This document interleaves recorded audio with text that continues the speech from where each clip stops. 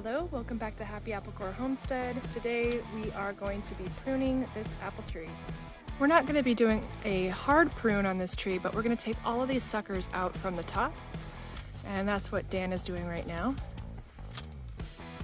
So all of these ones that are sticking straight up in the air are going to come on down. So we're going to get started on that, and I'll show you what it looks like when we're done. In already just a few minutes, we've made significant progress in getting those upward growing suckers, as they're called, removed.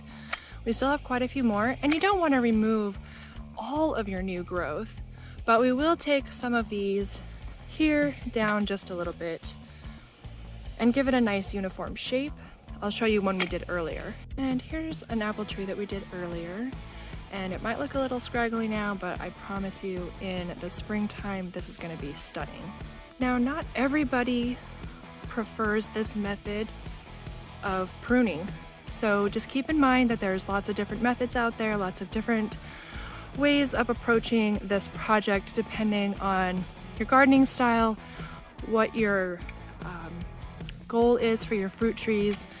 And you do want to do your pruning when it is cold and the trees are dormant, in this method at least. And right now it is late February. We are in zone 8B, and this is a perfect time to prune your fruit trees. What he's doing right now is trimming the new growth down to about 6 inches from where you can see that it started growing this last year. So we'll use this one for an example. It started growing out here, and he'll cut it to right about here, leaving the nodes here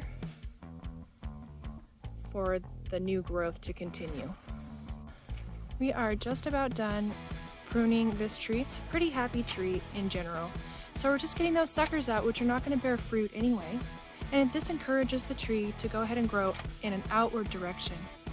We have kept some new growth on the ends, like here. We have cleared out some of the old dead branches from the center of the tree because it really opens it up for airflow. A good, fresh airflow through the tree is very important for its health.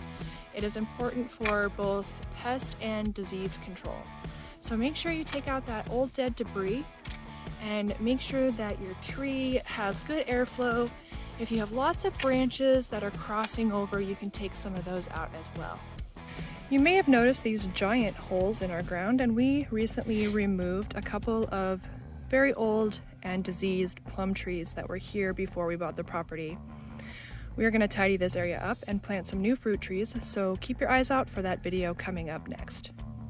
Thank you so much for watching our video on how to prune your fruit trees. Happy planting, everybody. Bye.